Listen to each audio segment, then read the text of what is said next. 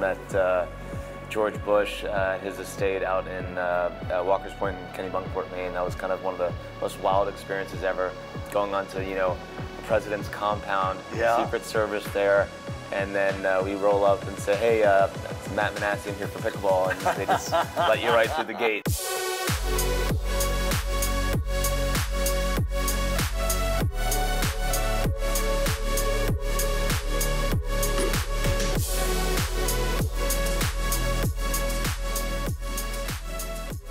Well, welcome back to the future of pickleball, the show that we talk to the movers and shakers in the sport, the guys and gals that are leading the charge, tip of the spear. We got a good one today. Matt Manasse, welcome to the show. Thanks for having me. I want to talk a little bit about, for folks that don't know who you are, you've become quite a high-profile guy in our game. It's been sort of fun. What I'd like you to do is give us a little bit of an idea. First, how did you find pickleball, or how did it find you? Yeah, I guess it kind of found me. I've been a tennis player and then coach for most of my life. I coached collegiately for 6 years at Wisconsin, Oklahoma State, and Duke, all on the women's side. Then right before the pandemic, I was coaching on tour for Shelby Rogers, a top 50 tennis player. And we were at Indian Wells Tennis Garden, where there's pickleball events now, but for the tennis event. And that got canceled due to COVID. I went back to Florida. My parents thought I might have had COVID. They sent me to Pennsylvania, my childhood home. I hadn't been there in forever. And I was very bored. Some people asked me to come out and play pickleball instead of tennis. This was like a couple weeks into COVID, the lockdown, and I did and fell in love immediately. Cool. And so now, but you're on the West Coast now. Yes, I'm in Los Angeles. Now, so you got into pickleball, and I'm going to lead up to the kind of the fun stuff that you do. You play at a pro level. Yep. I know you currently do a lot of teaching. Which club are you at? I was out of the Riviera Country Club until recently. Now I'm kind of a free agent a little bit. I'll be in Charleston for a lot of this year at a new pickleball entertainment venue called Crush Yard. So we're opening up these facilities all over the country. We're converting existing big box stores into pickleball entertainment venues. So it'll be pretty fun. Very cool. Very cool. Now, you've come on the scene. We're here in 2023 at the MLP in Austin, or in Mesa, Arizona. You're here representing one of the pro teams. What do you think about this format? I personally love it. I'm representing the Miami Pickleball Club. We have a lot of cool owners with Patrick Mahomes. He's playing tomorrow. Nick Kyrgios, Naomi Osaka, Marty Fish, Prakash Armitage, Alex Cohn, a bunch of really cool people. So, I love the format. I love the games to 21. I think every point feels like it's important. I was getting tired out there. I have a lot of work to do before the next event in 6 weeks, but no, I love it. I like being on a team. I like playing for something bigger than myself. I feel like I can give it a better effort, to be honest. I love MLP. So cool. Now, I've seen your face come up on television, on shows. You've been connected with a lot of the celebrities, the Hollywood types that love this game. Yeah. Can you tell us a little bit about 100%. Who you've been working with? Yeah, I mean, how I kind of got started into that too is that, when I moved to LA, first I met Doug Ellen on my first trip out to LA before I decided to move there. He's the creator of Entourage, and that was my favorite show. A lot of our favorite shows. Exactly. Yeah. And I always wanted to do something in entertainment, and I was like, wow, pickleball kind of connects people in ways that other things haven't before. And when I moved out there, I started at the Riviera Country Club and taught some pretty high-profile people to begin with, and that kind of, catapulted, that Vanity Fair article, the Coach to the Stars, and I've worked with Jamie Foxx, Emma Watson, Will Ferrell, Brie Larson, Drew Brees. I met George Bush at his estate out in Walker's Point in Kennebunkport, Maine. That was kind of one of the most wild experiences ever, going onto, a president's compound, Secret Service there. And then we roll up and say, hey, it's Matt Manasse, I'm here for Pickleball, and they just let you right through the gate. So I never thought pickleball would I've let me meet a president. I've seen that compound, but only at a distance. Nobody was letting me in the gate. Yeah, well, you got to get better at pickleball. There you go. There you go. So very cool. And so, one of the things that I think is kind of interesting is because you both have played, taught, and now you're playing at the pro level in addition to coaching. As you meet the celebrities, I'm guessing they're normal folks in terms of the pickleball side 100%, of things. yeah. I mean, when they, I haven't been starstruck too much, to be honest. Maybe the only time with Mark Wahlberg, I met him. I actually didn't play pickleball with him, but I met him at the club. It's the only one I've been starstruck by. But no, they're all normal people, and look, they're coming out to learn pickleball. So when I'm on the court, I'm the expert for once, right? It's not their realm of expertise. So no, they're all great. They're, I don't work with people that I don't really like or that don't treat me right. So all the people that I've mentioned and others have been great, and I hope they have fun when they come on the court. I hope I can teach them something. Those are the two main things that I kind of focus on when I'm teaching any client. Very cool. Something that we do on this show is we try and really show the viewers kind of from the insider's perspective where the sport's going, where people see it coming. We've got everybody knows the sport's on fire. Any thoughts or ideas in your brain from your perspective and things you've seen about where we might be in 2 years or 4 years? Yeah, I mean, the sport's growing at an insane rate. I think everyone that's picked up a paddle that I've talked to loves it, continues to play, which is great for everyone who's in the sport like us. My hope is that the pro game continues to grow at a rapid pace as well. I'd like it to get in the Olympics by 2028. I think that's a realistic, expectation at this point.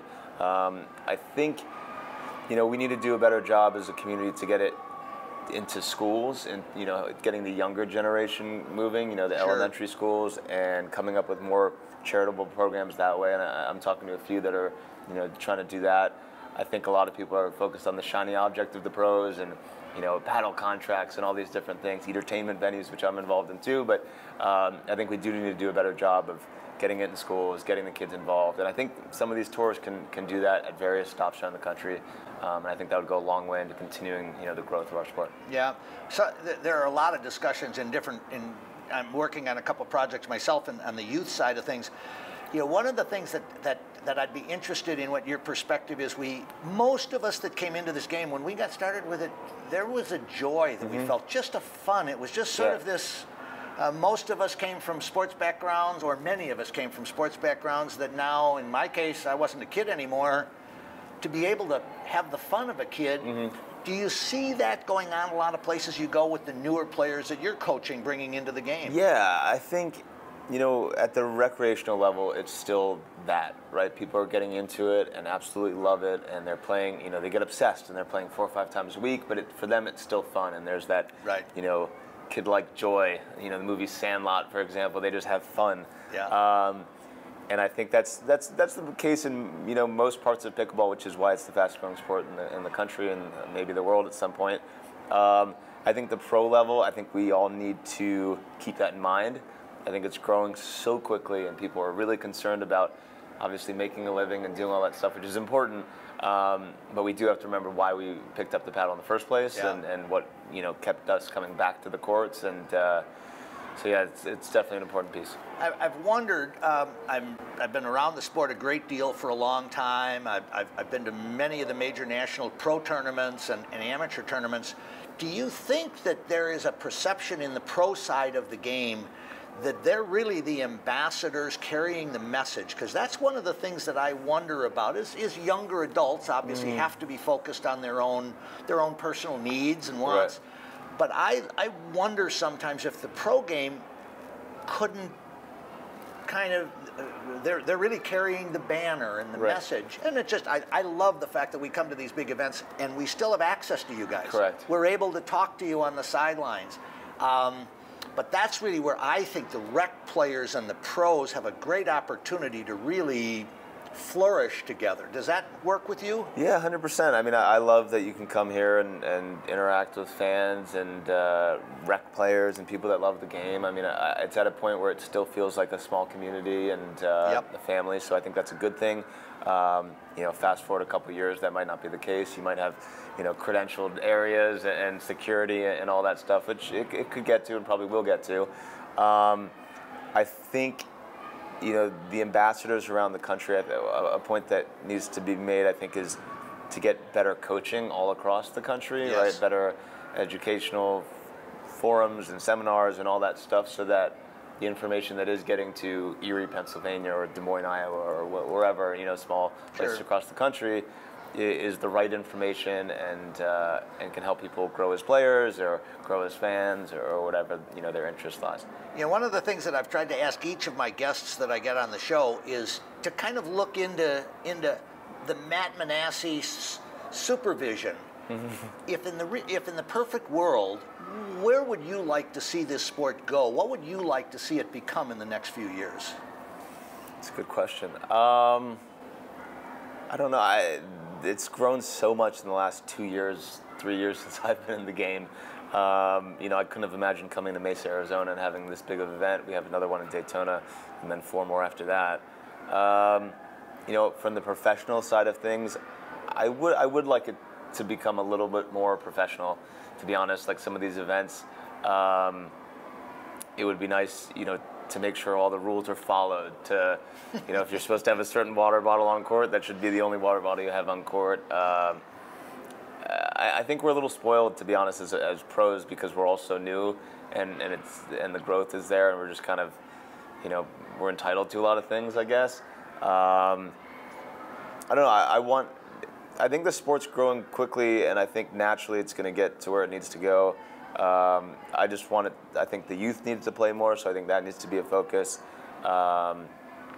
And I want people to keep the innocence in the sport. I think if it gets that's a great message. Too